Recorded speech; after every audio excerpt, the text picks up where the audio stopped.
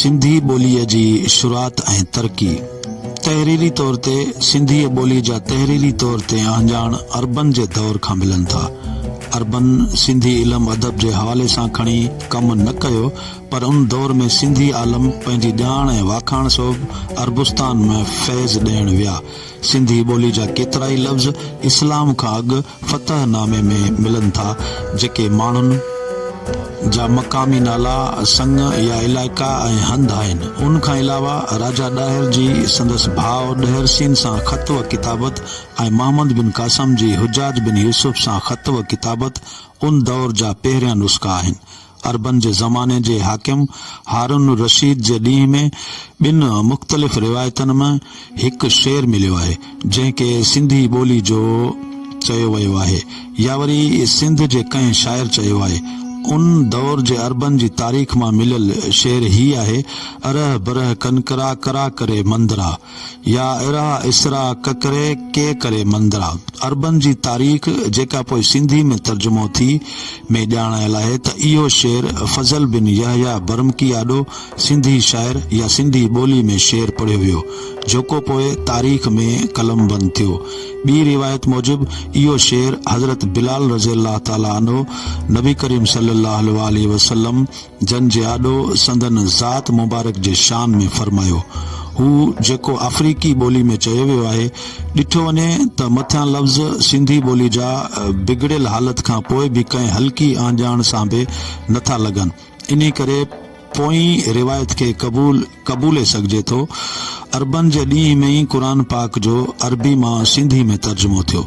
अरबी मां सिंधी में इस्लामी ख़्याल जा बैत तर्जुमो थियण लॻा।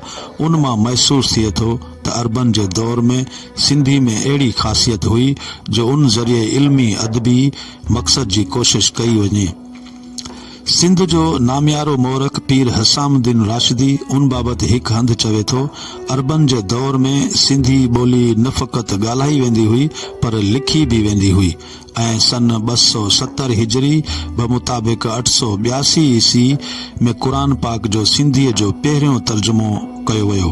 अरबन जे ज़माने में सिंध में सिंधी ऐं अरबी ॿोली ॻाल्हाई वेंदी हुई, जॾहिं त लिखियत बि सिंधी हूंदी हुई, पर इहा मुख़्तलिफ़ लपियनि में लिखी वेंदी हुई।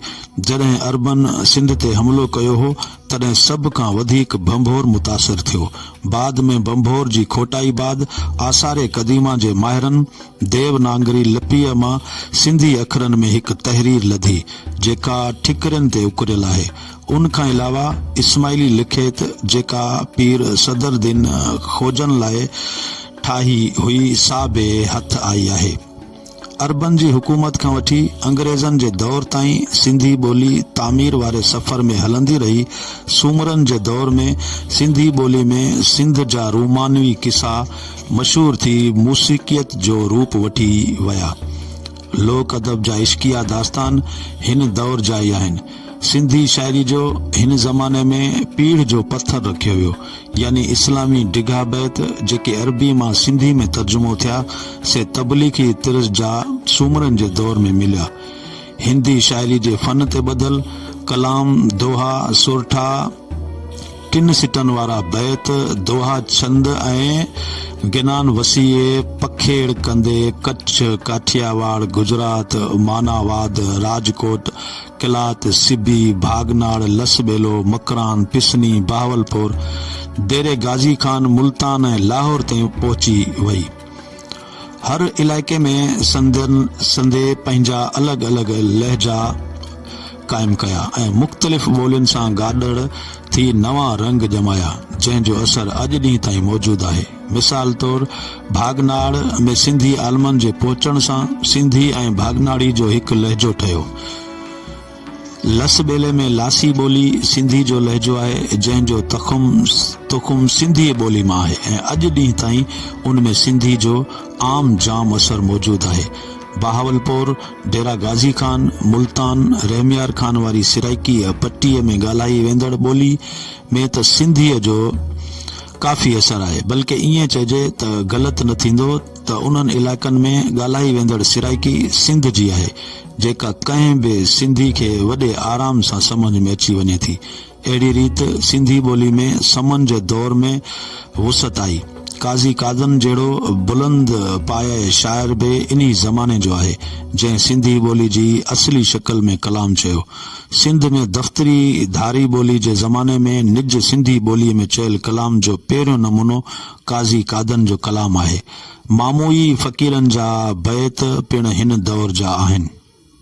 अरगूननि तुर्खाननि जे ॾींहं में सिंध में फ़ारसी जो दौर हो ऐं पढ़ियल लिखियल हुअण लाइ फ़ारसी ॿोली खे ज़रूरी कयो वियो। सिंध जा आलम फाज़िल फ़ारसी ॿोली में कलाम चवंदा ऐं तहरीरूं कलम कंदा हुआ। लुत्फुल्ला कादरी जहिड़ो शाइर बि सिंधी सां गॾु फ़ारसी ॿोली जो आम जाम इस्तेमालु कंदो हो। संदसि फ़ारसी में लिखियल किताब मिनहाजुल मारिफ में सिंधी बैत फ़ारसी ख़त में लिखियल आहिनि। हिन दौर जो फ़क़ति हिकिड़ो शाइर शाह करीम आहे जेको फ़ारसी ज़दा शाइरनि खां हटी पंहिंजी मादरी ॿोली सिंधी में शाइरी करे थो।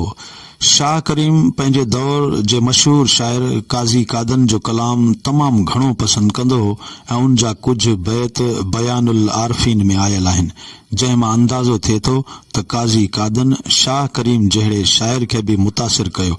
हैरत जी ॻाल्हि आहे त शाह करीम जे मुरीद मियां मोहम्मद रज़ा बयानुल आरफीन खे सहेड़ियो, पर उहो बि फ़ारसी ॿोली में, जंहिं मां मलफूज़ात करामतूं ऐं सवानह उमरी फ़ारसी मां सिंधी में तर्जुमो कयो वियो। जॾहिं त ॼाणायल ॿिन्ही शाइरनि जो कलाम पारसी ख़त में लिखियल सिंधी मां निज सिंधी में आंदो वियो। उन खां पोइ आहिस्ते आहिस्ते सिंधी ॿोली जो पंहिंजो असुल रंग ॼमाए तरक़ी वठणु शुरू कयो।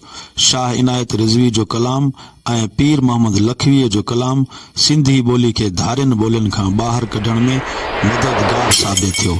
ॼाणायल शाइरनि जो कलाम मज़हबी हो ऐं नातिया तिर्ज़ में चयल हो, जेतोणीकि उन बाद ॿिनि शाइरनि उन खे हथी ॾिनी।